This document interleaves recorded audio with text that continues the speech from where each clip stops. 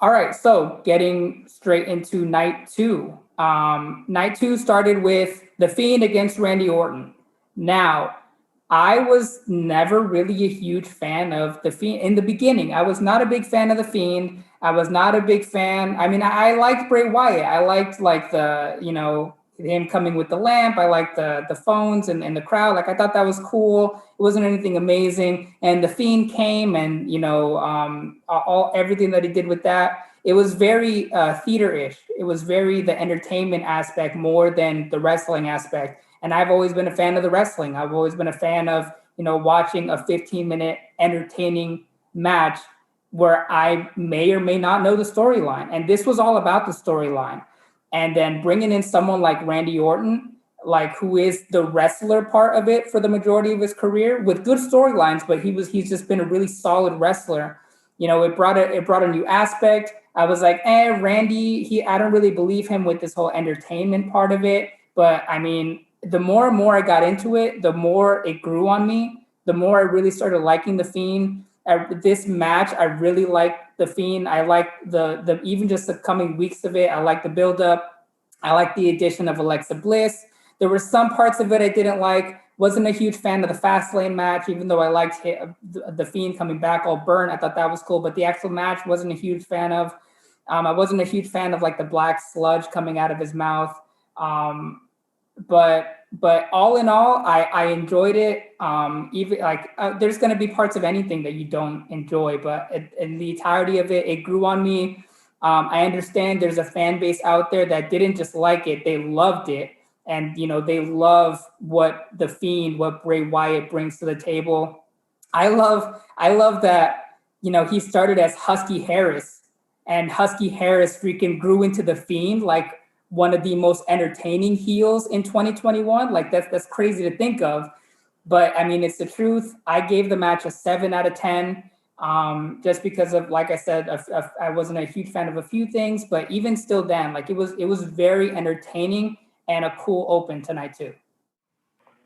I'm definitely part of the fan base that absolutely loves the theatrics of it. I absolutely love it. And I love that whole Fiend character. I've been a huge fan of Bray Wyatt ever since he was part of the Wyatt family. To be completely honest, of this whole era, I think Bray Wyatt's probably like my top 3, top 5 favorite wrestlers. I love the whole Bray Wyatt character, and I've loved it, like I said, back since it was the Wyatt family. This match I was really excited for. This was actually the match, aside from the triple threat match, that I was looking forward to the most. And I actually didn't expect it to start off. I actually thought the Rhea Ripley one was and Asuka, I thought that was gonna start off, but it was a good start. It was a good start considering the names. Randy Orton's always been one of my favorites, always will be one of my favorites as well. Also one of my top 5 for like ever. But the whole theatrics of it, I feel like Orton I don't really feel like he fits this kind of storyline. Like we know him as like the Apex Predator, the Legend Killer. Like he's always there, like.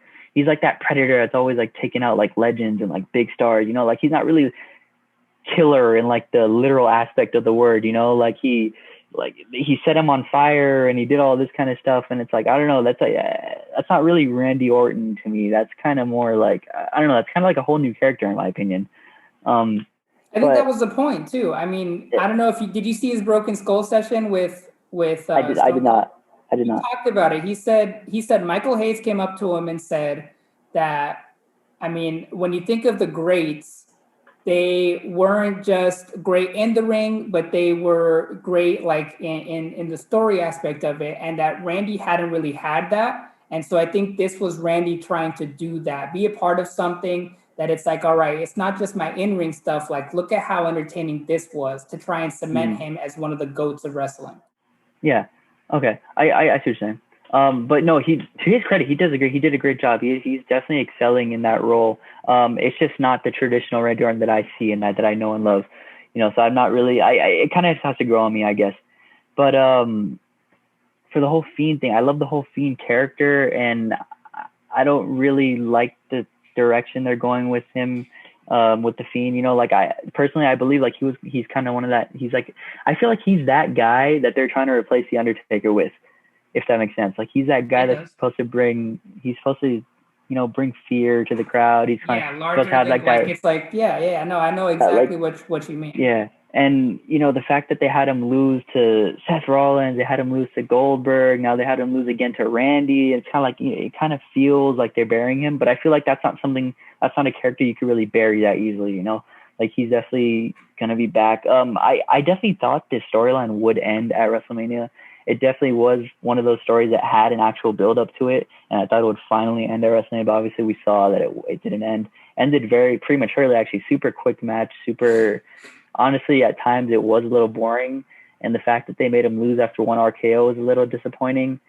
And I really, really hoped it would be just a better match than what they put on like several years before when it was that championship match, a WWE championship match. But to be honest, it wasn't even better than that match either. And I was disappointed when Bray Wyatt lost that one too. But I mean, it is what it is. But I really hope they don't carry on this storyline for too much longer. And I really hope Orton's out of the picture now. I know it's going to be him. It's going to be Bray Wyatt and Alexa like figuring some stuff out, because that one left everyone like all weird. And, I thought something would happen when the lights turned off. I thought something would happen. Obviously, it was kind of like a cliffhanger. And you can't really do that at WrestleMania, Like, you gotta show us some. Yeah. But, I mean, it is what it is. Overall, the match, I was very disappointed, to be honest. It was probably like 3-4 out of 10. It wasn't that great. But I love the entrance, though. The whole Jack in the Box thing, that was really creative. I really like that. I mean, I think what it does, it cements Bray Wyatt as one of the most creative minds in wrestling at the moment. Genius, absolute genius. And I think this cements for me Orton as not the GOAT, but one of the greatest. Like with wrestling, it's so hard to pinpoint one. And I mean, a lot of us do with Shawn Michaels or Undertaker, Ric Flair, guys like that. But usually it's a discussion of, you bring up guys like Kurt Angle, guys like The Rock, guys like John Cena, guys like Stone Cold. It's usually more than one name. And I'm at least going to be one of those people that is going to always throw in, hey, don't forget about Randy Orton. The longevity of his career, the cycles of his career, the phases, Legend Killer, the Viper, the Apex Predator, Legacy, now this whole thing with the Fiend, like Evolution, like there's so many phases in the dude's career, and they were all great. He's always been a great in-ring. And I mean, I talked about this in my last podcast, 2 podcasts ago. I think that the RKO is the greatest finisher in wrestling history. Iconic. It's even a great pop culture thing. Like, people who don't even watch wrestling will talk about the RKO, put it in memes and everything. No, but Orton is 100%. He's excelled at every single role he's ever had, from that upstart Evolution to, that whole Orton era, that age of Orton when he had the spinning belt and everything, and Legacy and everything. He's always been on top. He's been, in my opinion, one of the great, if not the greatest heel in wrestling. And he's just always been at the top, and he'll stay at the top, I feel, until he finishes his career. But 14-time world champ or whatever it is, he's deserved every single one. Yeah, he's a great heel. He's one of those guys, and I mentioned this in the podcast before too. He's one of those guys that he's a great heel, and when he's a babyface, you root for him. Like when he's helping the good guys, like I'm on Randy Orton's side. Like, it's like, hey, this guy's a heel, but like he's helping us, so cool. But then he goes back to a heel, and I'm like, man, like this guy's a douche, but I still love him. He's kind of just like one. I can never really even see him as like a face. I feel like he's just always that constant heel. Like, no matter what, like no matter how good they try to make him look. But that's the thing. Every time he's a face, it's like you're kind of scared in the back of your mind. All right, when's Randy going to turn on someone? When's Randy going to just turn to the guy and RKO them? Like, when's that going to happen? Yeah, and I really love that they're bringing back that punt kick. That's a big thing too. I know they did away with that for a while, but it's good they're kind of. They did away with the punt. They did away with the stomp. They did away with the concerto, and now all of it's back. I'm really liking that. Cool. I'm with it too. And I loved. I'm sure you picked it up too. A lot of people did. The Bray Wyatt kind of did a little tribute to Brody Lee, John Huber, when he yelled "Yeah, yeah, yeah" directly into the camera. That I remember I saw that on social media. and then I saw it in the match, and I was like, yeah, that's pretty cool. That's great. That's great. Yeah, I know he and Randy were very good friends too. So that just makes it even more special that they're all in there. Definitely. Moving on to the women's tag team match, Natalya and Tamina against Shayna Baszler and Nia Jax. Interesting. I like the wrestlers involved. I love Natalya. Everyone loves the Hart family, and she's a part of that. Like you said, I like Tamina, and I like that Tamina is kind of a little more relevant now. She really wasn't for a while there, and it's like she's back, and then that's really cool.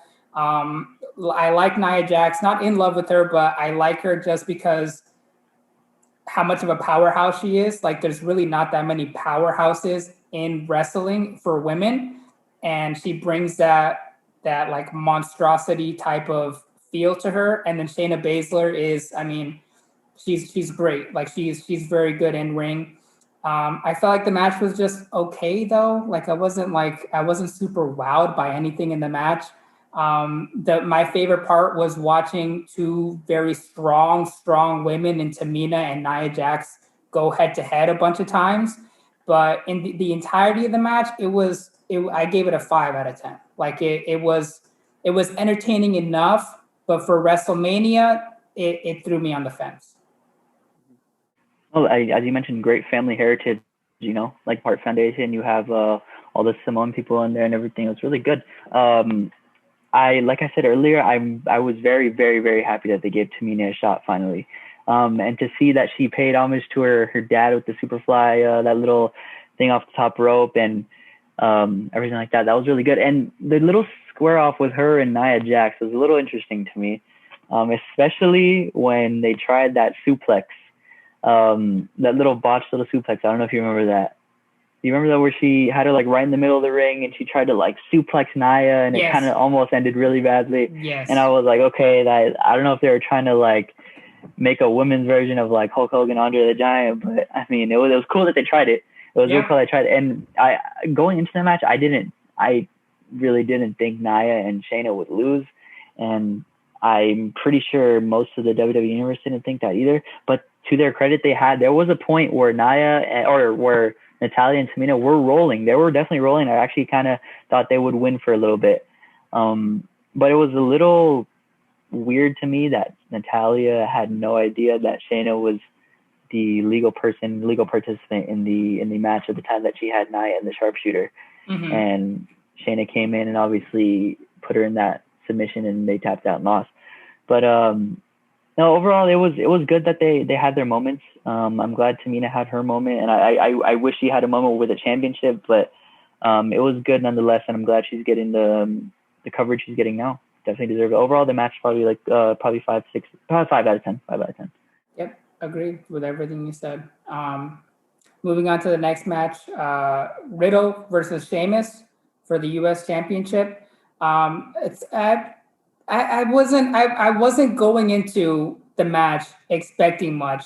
And now looking back at it, I should have, because I like Riddle and I like Sheamus. So it's like, why wasn't I going to that? I guess because I was thinking about everything else, thinking about the main event, that it's like you're not really thinking about that. But it was a very good match. It was a very good match between two very tough competitors, two tough dudes who could really wrestle. There were a lot of great spots in the match. The ending or not even the ending, when Riddle did the moonsault off the second rope to the outside where Sheamus was, beautifully done. And then he tried to do it again in the ring that ended in the Brogue Kick. The ending, that was beautifully done. The kick caught him right in the mouth and he was bleeding. It was all around a very, very good match, surprising.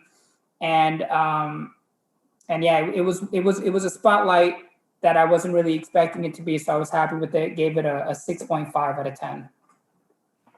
No, I totally agree. I to be honest, I'm not a huge fan of Riddle and Sheamus. Not because I necessarily don't like them or anything. I just don't really pay too much attention to Riddle and Sheamus. Especially after Sheamus, and you remember with him in the bar, him and Cesaro in the bar. I didn't really pay too much attention to him after that. And obviously he was injured and he came back. So he had a lot of time off and a lot of time where like a lot of people kind of forgot about him.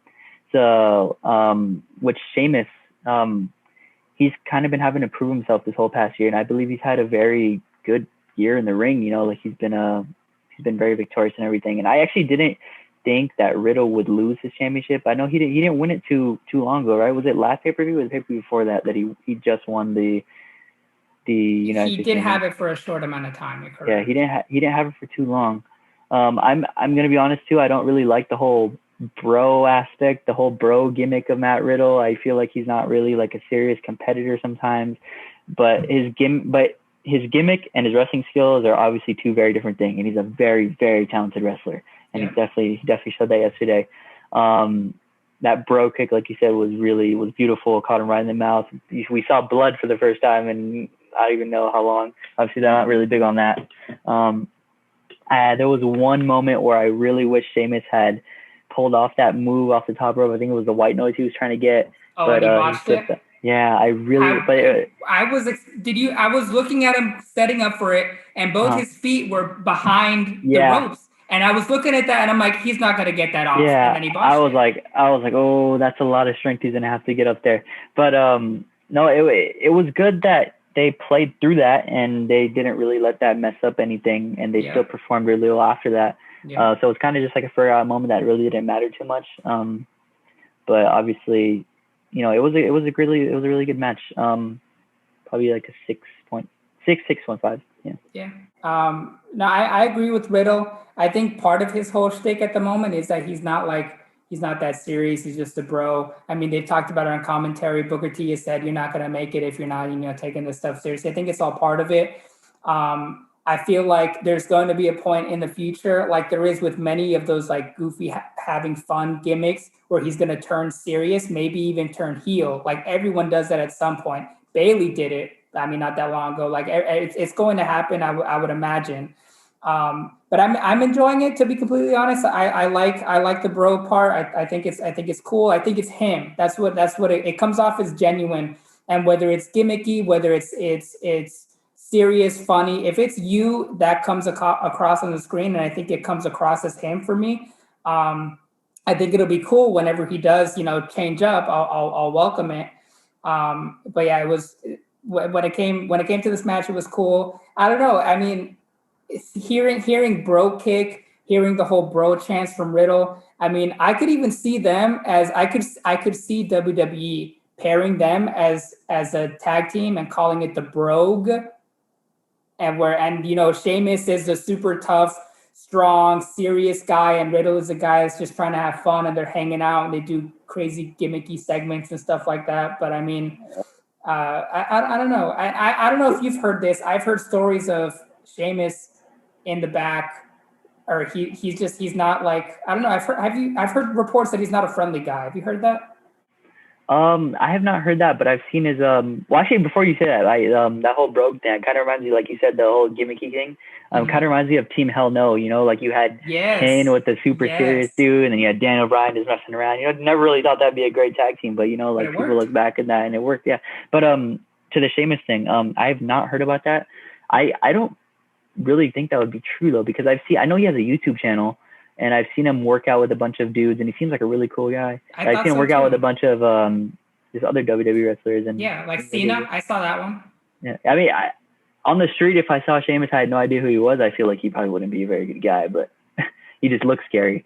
But yeah, he's a big dude. You know, he's a big old dude, all his red hair and everything. You know, he's a scary looking dude. But I don't know. I've never heard about that though. He's a tough dude too. Like he's Irish. Tough. Yep. Definitely. He can take a hit, and he hits like even we hear stories backstage of, this guy was a stiff wrestler, like he really was punching guys like Bubba Ray Dudley and stuff like that. I haven't really heard that from Sheamus, but I feel like at some point in the future we will. Just from watching it, he is hitting people, like he's really hitting them, like he doesn't hold back. Like he caught Riddle just in this match with that boot for real, made him bleed. Like he's really, and his punches. All this stuff is for real. Like he's a tough SOB. Yeah, definitely like those punches he gives off when you're on the ropes and he gives you like those like 10 little man, those things. I feel bad every time I cringe. I'm feeling it. You could hear it. You could definitely hear that thing. I'm sure it echoes too. I don't think I've seen it in real life, but that definitely does not look fun. Not at all. every time I'm like, I hope it doesn't go longer than 10 just for the person that's getting hit. Like, please don't let it go. And he's going like 17, 18. I'm like, Yeah. dude, you're No, gonna he's cave this definitely guy's hitting. chest in. Yeah. But yeah, good match. Next match, Owens against Zayn. I like Sami Zayn. I know a lot of people were huge fans of him, especially back in NXT. I've always liked Kevin Owens. Like he's kind of the anti-hero, kind of like he's like kind of a jerk, but you love him. I'm not a huge fan of this whole news Sami Zayn gimmick of him, like the documentary and the conspiracy. I understand it with the day and age that we are in, with all that stuff, conspiracy theories and documentaries. Like it's very like fresh, it's very modern, like it's with the times. I'm just not a big fan of it. I mean, I like the Logan Paul involvement. Not so much because of Logan Paul. I'm not a big Logan Paul or Jake Paul fan. I don't really care about either of them. I just like that it's mainstream. I like that he got stunnered at the end. Wasn't the cleanest stunner in the world, but it was a cool stunner nonetheless. It was cool that he would want to be a part of all this. But yeah, I mean, all in all, I gave it like a 5.56 out of 10. It wasn't one of those things that I was super invested in, but there were still some cool moments nonetheless. I would love to say that I'm a big Kevin Owens fan. I'm a big Sami Zayn fan. I'm definitely a very big Kevin Owens fan. They're both, the way I see them, they're just both just overlooked guys in my opinion. They're both outspoken. They're both like they're not afraid to say what's on their mind. You know, like I just love that feel to them. I love that they can go out there and just do whatever they want. They could wreak havoc and like they don't care about the repercussions, especially Kevin Owens. And you have that Stone Cold shirt on, like he kind of reminds you like a Stone Cold, That's what I kind was of thinking too. just goes out and just does whatever he wants, Yeah. like obviously, like he does his stunner and everything like that. Obviously it's nothing like Stone Cold's actual stunner, but like it is what it is. But, like just going in there, with the whole Sami Zayn thing, for the kind of performer that he is, he kind of reminds me of like Cesaro too. He gets overlooked. I feel like he's definitely that guy that could eventually be in that world title picture, but is never really ever chosen or really ever looked at as one of those guys. I think that's just mainly because of his size, and just the kind of this what he looks like, He and I can think that's just wrestle. Let's he not can forget that, wrestle. guys. Let's not forget. Absolutely. Put the gimmicks aside for a second. Let's not forget. Sami Zayn can go. He can Sami put Zayn on is a show. Sami Zayn is an athletic, like he's all over the place, high flyer. He'll take bumps, he'll give bumps, like he'll do whatever.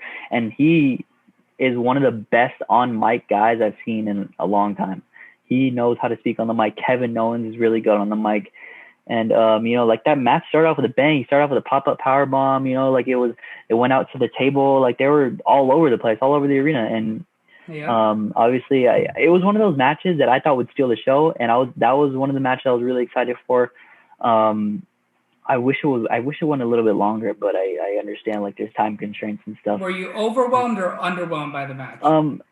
The thing is, I was a little underwhelmed just because whenever I see a Kevin Owens match or a Sami Zayn match, I want it to go on for as long as possible because they always put on such a show. There's so much pride in everything that they do, and there's like they're just such good performers, and like I just want those guys to be on the main event card all the time, especially Kevin Owens.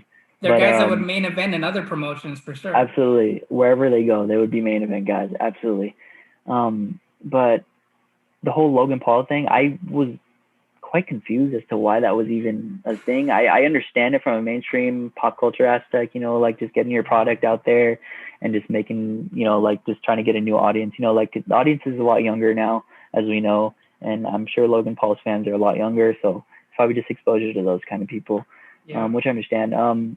But Logan Paul definitely took a stunner. I will say he sold it pretty well. We've seen some pretty good sellers, but to his credit, I think he sold it pretty well. But he sold it better than Vince McMahon ever did. Yeah, but I don't think he can ever sell it quite like The Rock or Dolph Ziggler or anything like that ever. No one could sell a stunner like The Rock, man. No one in the history of wrestling. No, never. But as far as Logan Paul goes, I don't really expect to see him in the near future, or quite possibly ever again. And, it was kind of just one of those things. But overall, the match, it's probably a little biased, but I'd probably just give it a 7. Okay. Yep.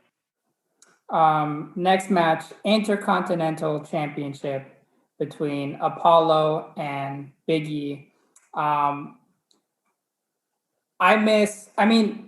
They debuted, it's a new IC title, right? I just want to double check. It's not like the white one that the Miz used to wear. It's relatively new. It's not that one anymore. Yeah, the IC one, the white one that like the Miz had and guys like that. I think that's one of the prettiest belts in the history of wrestling. Iconic. Why would you change it? I don't get why they would change it. Love Big E. I don't know if you saw the documentary that they had put out on him recently, a couple months ago. It talked about his time as a football player and all the stuff he was doing. I haven't really cool, really really cool. Gave me a new appreciation for Big E. For me, the jury's still out when it comes to Apollo's new gimmick. I get it. They're trying to give him something. They're trying to give him a gimmick because Apollo Crews. I've seen him. He's one of those guys that you see in spurts in like rumbles or different things like that. And it's like he'll give you a cool spot. He'll give you like a really athletic move, and then he gets thrown out. It's like the fans weren't really tied to Apollo, and so they're trying to find a way to tie the fans to Apollo, going against getting the Intercontinental Championship, which he did at WrestleMania, seeing what he can do with it. So I get it. This is Apollo's push. Let's see how far he can go with it. I'm still not completely sold on it, but it may be good. We'll see. We mentioned it previously. I'm not a big fan of interference endings. I think interference endings at times can be seen as lazy, like that you couldn't come up with a more creative ending to the match where someone legit won, someone legit lost. The only time it isn't lazy is if it somehow forwards the overall story arc, especially when it comes to that person that interferes. So what I'm hoping is the person that interfered, the guy that was with Apollo, there's a reason for it, that he's going to be a wrestler. There's a point to it. If there's no point to it, that interference, it was just lazy, unnecessary. Could have given me a better ending to that match. You have two quality wrestlers in Big E and Apollo who put on a pretty good match. The match itself was pretty good. Just the ending kind of dragged it down for me. If something gets built off of it, then I could go back and give this a couple more points. But for now, I'm giving it like a 5.5 out of 10. Okay. No, it was definitely something new, which was something I really appreciated. Nigerian drum match. I've never heard of that. Obviously, none of us have ever heard of that. And it's kind of like one of those things we saw, like the Punjabi prison match and stuff like that. It's just one of those new, like cultural kind of new matches, and that's what I appreciated a lot about it. But like you said, this is a case where they're trying to give Apollo a gimmick, like you said, he's one of those like Chad Gable, like American Alpha, like those guys that are just like super athletes that just come in and they just go. And, like you kind of just, as a fan, like you hope they have some sort of gimmick. You hope they have like some sort of thing. Like that's how I always feel about people like Ricochet and stuff. Like I want him to have like some sort of gimmick, some sort of spot, but he's just like that nice little like superhero guy that like little kids will look up to and stuff, but like, they deserve better. And I'm a big fan of heels. Like I love heels. I love the heel aspect of wrestling. And I love the bad guys all the time. The only thing is obviously with the bad guys, you don't really have like the fairest wins or like the best kinds of wins. Obviously we saw that the interference, and it was a good match. And I was really hoping that I wasn't expecting too much just from the start, but I was really hoping it would actually, we'd see good wrestling. And we're seeing good wrestling up until the interference point. And I believe that interference guy was some guy from like Raw Underground or something, if you remember that. Like, I do. Yeah, it was. And to be honest, I don't really know how much that's going to matter.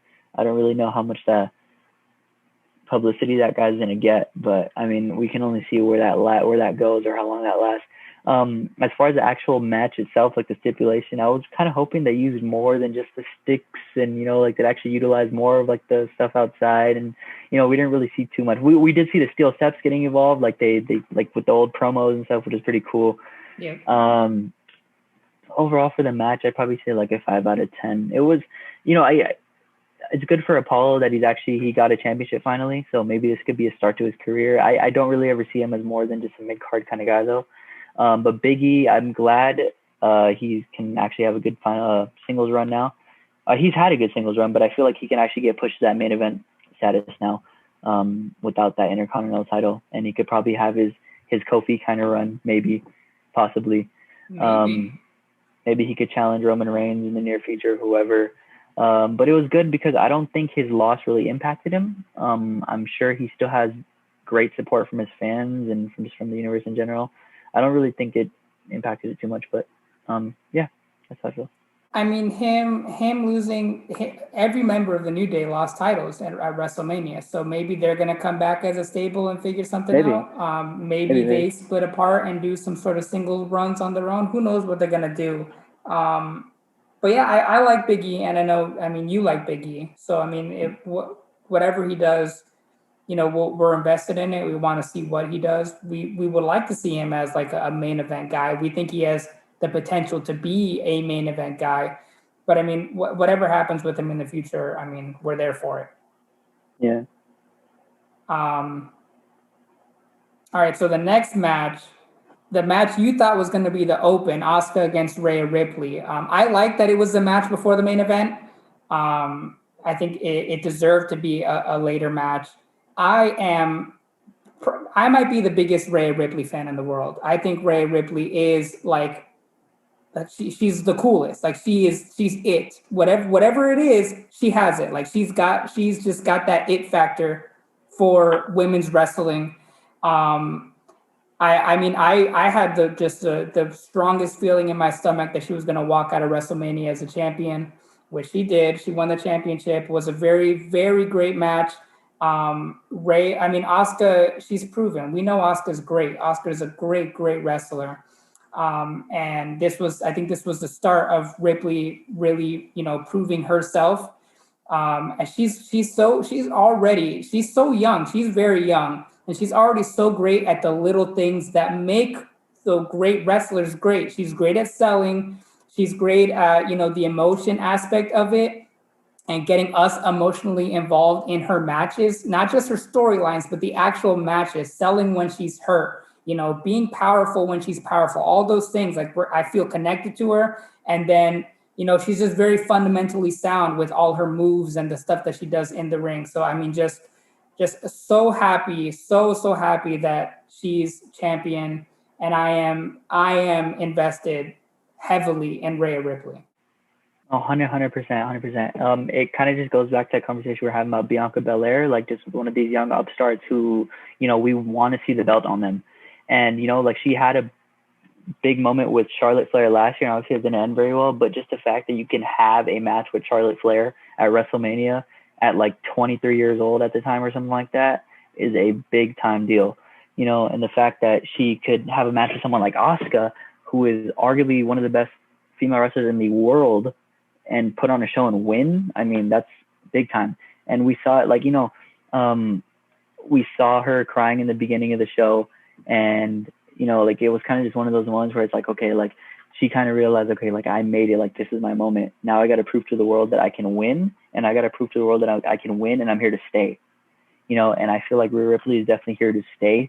And, it's like, she has it, like, she has that look, like, she's brutal, like in her brutality theme song, she shows that brutality in the ring. And like it's at first though, I was kind of thinking that main event was a little just kind of not rushed, I don't know what the word is, but it was kind of just put together like just frantically, I guess, because I think the match was originally supposed to be Charlotte Flair, I believe, and Asuka, but like with the whole, I think she got like COVID or something, so I think it might have not worked out. But maybe they're going to build for Charlotte against Rhea Ripley. Maybe she'll get a rematch, and maybe she could prove that she could beat Charlotte, which she's definitely capable of, 100%. Yeah. But like, I'm glad she got the opportunity, and it was a great wrestling match. I think it was probably like 7.5 out of 10. I really liked the entrance that she had that one band do it for her. Yep. That was really cool. That was really very cool. Very WrestleMania like. Yeah, but overall good match, and I'm excited for Rhea Ripley. Yeah, I mean she's awesome. The match was awesome. I gave it a 7.5 out of 10 too. 7.5 is what I also gave Bianca and Sasha, and what I gave Lashley and Drew. Wait, you know Just what? Actually, wait, I'm sorry on that. I think I also gave some. Wait, did I give? I don't remember if I gave it 8.5. I think I gave Bianca an 8 out of 10, right? I think okay. Well, okay. I just wanted to make sure I didn't rate this one higher than that one because I No, like I the don't think you Bianca one did. better. You Okay, didn't. good. So you like Bianca's match better than Rhea Ripley's Yeah, match? I like that one Okay, better. Yeah. understandable. Both good matches. But I would agree with that. I like Rhea Ripley more, but I think that Bianca Belair Sasha Banks match was just the slightest bit better. Yeah. Not enough for me to say 8 out of 10. I still give them both 7.5. But if I had to choose between either of them, I'd probably choose Bianca and Sasha. Yeah. And also one more point. I actually was really hoping Becky Lynch would come out after this match, but Everyone was. I was because she posted that thing on Instagram or something, and I was like, Yep, oh, that's a she little psyched bit of us a. out. But I also thought it was kind of a little rushed. I thought her baby wasn't born too long ago, so I thought it was a little far fetched. But Take it your was it. time, Becky. The women's Yeah. division is doing all right. They're going to be there whenever you come back. Come back at 110%. And when you do, blow the roof off the place. Yeah, that's gonna be great. Yep. Okay. And now on to the main event of night 2. Probably the most anticipated match of any of the matches at WrestleMania. The head of the table, Roman Reigns, versus Daniel Bryan versus Edge. I tied this as this is the highest score I gave a match other than Bad Bunny's match, which is an 8 out of 10. Um, really cool match.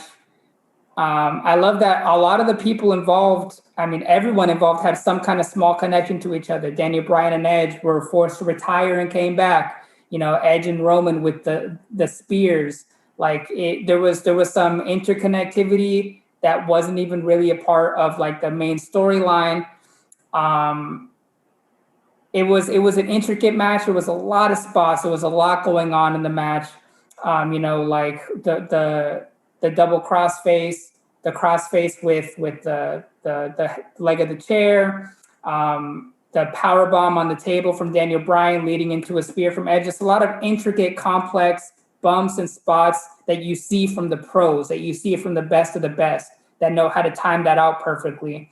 One thing that I found kind of interesting to see, and I mean, maybe I don't watch that much Daniel Bryan, but watching him do a headbutt, watching him do a crossface, it reminds us of a certain wrestler that will not be named, but it reminds us of him very, very much. And I mean, I can't remember the last time I saw a headbutt, to be completely honest. A flying headbutt from the top rope like that, I haven't, I can't, the last person I saw see one was Benoit, and after that was Daniel Bryan. So I mean, it's kind of weird to see it in a match. I was assumed that was a move that we'd never see again in the history of WWE, but I mean, it was in there. It was cool. I liked it. And the double cross face was cool with Edge and Daniel Bryan, but to be completely honest, the modern day cross faces, whoever, a lot of people do the cross face now. It's hard to sell that the way that we saw it sold by Chris Benoit. He made it look like it hurt. Like the one that Edge put on Roman in this match, it didn't look like it was hurting Roman, to be completely honest. And it's not easy to make that move look like it hurt. Daniel Bryan gives kind of that little arm twist, so it looks like it's kind of hurting your arm. But the crossface is meant to be torquing the upper back and the neck. Like that's where the real pain is coming from. And so, I mean, there were parts in the match where the crossface, it didn't look like it was really hurting the match. Or really cool. I mean, I like the ending. I'm not a huge fan of the Usos part in it. I get it. It's part of the storyline. It's part of, Roman being a heel. You said the heel, like you said before, the heel doesn't always win clean. But so I understand, him coming in and helping triple threat. It's not really, it's not illegal. I feel like it kind of diminishes, for me at least, how dominant Roman Reigns is, that he needs help. like Roman Reigns could win clean, and that would just make him that much more like cool of a heel that he's winning clean, but getting help just a little bit. Like I said, gave the match an 8 out of 10. I love the head of the table. I think Roman's heel run is one of the coolest runs we've seen in years from a heel. A heel turn that every fan had been begging for. Love Daniel Bryan, love Edge. Everyone loves Edge. So just a cool match in general. 100%. Just from the get-go, just hearing the names, hearing the absolute just mega stars that were in this match. Like obviously, like you said, you have Daniel Bryan, who has endured so much in his career. There's all the concussions. He retired. We never thought we'd see him again, and here he is headlining WrestleMania once again. And you see Edge, who had broken his neck and done all this stuff and had all these surgeries and like the metal rods and all this stuff that he talks about, to have him come back at the Royal Rumble and win. And, he's at WrestleMania after 10 years or whatever, trying to win his championship. And Roman Reigns, I can be the first to tell you, I was never, ever, ever a face Roman Reigns fan. And the second he turned heel, I loved his character. I loved it. I wanted it so bad. It was something, like you said, that the universe had been begging for so long, and we finally got to see it. And he has had such an incredible run so far, and obviously it's continuing. Just going into the match, I really had no idea who would win. There's some sort of predictability, in my opinion, for every match that ever happens usually, as opposed to, or except for a few. But this one, I didn't know if Roman Reigns would win. I didn't know if Edge would win. I didn't know if Daniel Bryan would win. All I knew is that whoever did win, I wouldn't be disappointed. I was kind of leaning towards Daniel Bryan, not in the sense that I wanted him to win, that I just thought he would win, just for the fact that he was screwed over at Fastlane and he was screwed over at the Elimination Chamber. And, it's probably his last WrestleMania that he's ever going to headline. We're probably not going to see too much more of Daniel Bryan. As far as Edge goes, he's proven that he could probably fight for several more years, and I feel like he can definitely main event probably another WrestleMania, maybe even two. He's performed very well, and I thought he would probably win. I felt like the fans are most on Edge's side, especially after he won the Royal Rumble too. I thought he would win. Roman Reigns, just because he's a heel and just because he had Uso on his side, I felt like, okay, maybe he has an edge too. And as far as the whole wrestling match went, I thought it was really, really good. You heard the fans chanting, "This is awesome," throughout the match. And that was one of the chants that, we haven't heard in a very long time. And that match was indeed awesome. We saw all the spears. We saw the concerto coming back, which was a really great moment. We saw the people Daniel Bryan getting put through the table. We saw all that kind of stuff. And we saw the crossface. You brought up the whole Chris Benoit crossface and how he made it look really good. One thing that I think about Chris Benoit is when he what made his cripple crossface so good was that he put so much emotion into it. You could see it in his face. You could see him screaming. You could hear everything. You could hear the opponent. You could see all the sweat dripping. You could see all his hair everywhere. It just looked all beat up, and he just put all that, everything he had into his cripple crossface. And as you said, the flying headbutt, seeing Daniel Bryan do that, you just with him especially, you just never think he would do it considering his concussion history, but to see that he would do it, it's a really refreshing thing just to see that he would be able to overcome something like that. But overall, the match from start to almost to finish was incredible. It definitely lived up to the WrestleMania hype. It definitely 100% felt like a WrestleMania match. The build-up was great. Their promo on the night before or 2 nights before, all of them were great, all three of them. And Roman Reigns definitely established himself as the head of the table, as he says. I just wish it didn't have to be some kind of interference. We saw many Jey Uso interferences in the past several months, and you just think at WrestleMania it wouldn't happen. Especially since he was taken out early on in the match, but you kind of just had in the back of your mind that, okay, maybe he would interfere again, and obviously it happened. Yeah. But nonetheless, I don't think it hurts his character at all. He's still on top, and if I were to think of anyone who could actually challenge him, there's not very many that come to mind. I was praying to God Brock Lesnar would come back and make some sort of statement, especially with like Paul Heyman being on the side. Like I feel like that'd be a really crazy storyline. I don't know. Maybe when like full capacity of fans come back, but I'm not surprised that we have not seen Brock in the Thunderdome era. Yeah. I don't know. I think that would have been really cool. But no, Roman Reigns definitely established himself, and he's at the moment the top star in the company, and I don't really know who could derail him right now. I feel like he's gonna have a really lengthy run, at least until SummerSlam, at least, absolute least until somebody challenges him. But I don't know. I just don't really see anyone who could actually dethrone Roman Reigns at the moment. I can maybe Seth Rollins, maybe somebody like that, but maybe that's the call to bring back Brock Lesnar. Maybe he's going to come back soon. Maybe that's what they're anticipating. But overall, just I think the match is probably a 9 out of 10. I would have given it 9.5 had there not been an interference, but it was definitely the best match out of both the nights, and definitely had the most WrestleMania feel to it. Agreed. Yeah, a very, very cool match. I was honestly predicting Roman Reigns to win. Love Edge more than any of the guys that were in that match. Love Daniel Bryan, but I was expecting Roman Reigns to somehow, whether it was clean or dirty, to come out as champ. I didn't see a title run from Edge. I saw like the build up and then him not winning. I didn't see it from Daniel Bryan, to be completely honest, at least not with the momentum that Roman has at the moment.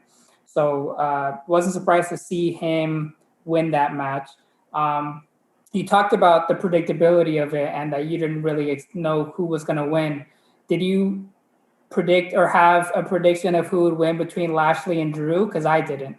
That one, no. I was very on the fence about that one because, like I said before, Drew McIntyre, I thought they'd have Drew McIntyre win for a portion just because, he hadn't won in front of fans yet. And I felt like they probably thought that he deserved that moment. I think he deserved that moment too. Just winning in front of fans, especially considering everything he's overcome, getting released and coming back looking like an absolute jacked monster, and with Lashley finally getting the belt after so long, like you just wouldn't think they'd take it off him already, considering he's also a jacked monster that has so much momentum and he's such a big dude, Two guys that deserve it, one belt. Yeah, absolutely. If there would be two, then it wouldn't be fun. They both have it. If there were two, they both have it. But one belt, Lashley has it now. Maybe Drew wins it back again some point in the future. We'll see. But all in all, a very entertaining WrestleMania filled with good action, good storylines, and a WrestleMania that for the first time in a long time, the majority of the matches I was really excited for. Like usually when I think of a WrestleMania, at least in the recent years, there's maybe a handful of matches that I'm really excited for. And then the rest of the matches, it's like, okay, it's WrestleMania. We'll see how it goes. It's probably going to be good. But this was the first WrestleMania in a minute that I was like, man, like a lot of these matches are going to be really, really freaking good. Like I'm really excited for this. And they delivered. Mm-hmm. So just any final thoughts that you have for this WrestleMania? No, like I said before, it was so refreshing to see fans, and I'm just hoping this all blows over soon. We could have fans back again to full capacity.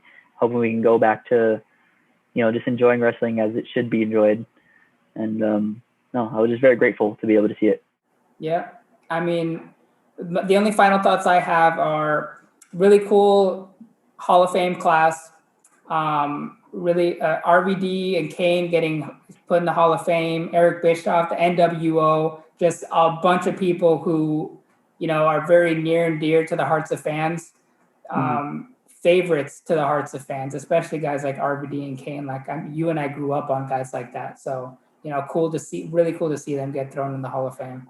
I actually thought like when Kane came out, I was really hoping they had his original theme song playing. That would have been really awesome. Heavy metal one? Yeah. Like the electric guitar one, the one where he I was hoping he'd come out to the one where he debuted against the Undertaker, or where he came out and he attacked the Undertaker. That would have been really, really awesome. But it is what it is. Okay.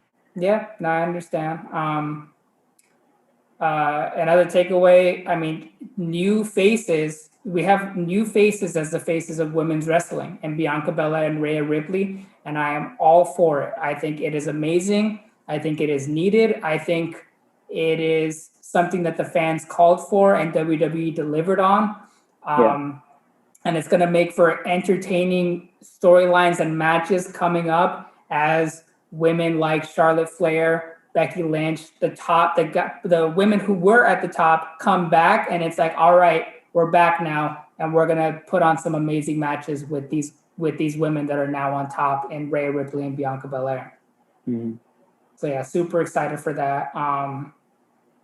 And I mean, you said something that I'm sure we were all happy about, the fans finally being back, and how important that fan base is, especially in like events, like live events. Like the fans are like the blood of wrestling, like watching fans get up and get excited and cheer. Like that's not just important for us watching. That's important for the fans performing. When they can feel the electricity, like it makes the match a better match. And even seeing like Rhea Ripley get emotional before WrestleMania, and seeing guys like Randy and a bunch of different wrestlers, when they went to the ring, you could see it in their entrances. Like they were really taking in the fact that they were finally in front of their fans again, and how much they really enjoyed it. Even the heels, even guys that, weren't really like not supposed to show that kind of happy emotion at the time, they couldn't help but just be happy being in the presence of the WWE universe again. They absolutely deserved it. They put on so much. They work so hard year round. They're away from their families, and this is moments that they deserve, moments that they live for, and moments that they'll cherish for the rest of their life. Exactly. And like you said, deserved, especially for all the hard work that they put in. And it's like, we as fans, we want to show our appreciation. We want to be at those live shows. We want to, talk about them. Like that's like it. You said it's deserved, and we're more than willing as fans to give them that appreciation that they do deserve, because they really do deserve it for the show that they put on for us. So yeah, and I mean that's it. I mean, a really cool WrestleMania. A really cool podcast. Thank you again so much, Karan, for coming on the podcast and for talking wrestling with me. Glad to be here. Absolutely. Thank you for having me on. I love talking wrestling, and I know you love talking wrestling too. I mean, it's refreshing seeing another WWE fan. You don't really find too many of those anymore. That's what I'm starting to realize, that there are more of us than we think. We just gotta kind of, we'll find them, but like, it's people aren't as open about it for some reason, because it's fake or entertainment, as basketball or football or something like that. But especially guys that grew up on it, it's equally as entertaining to us. 100%. All right. Well, thank you guys for listening to the Scoops podcast, and I'll catch you next time.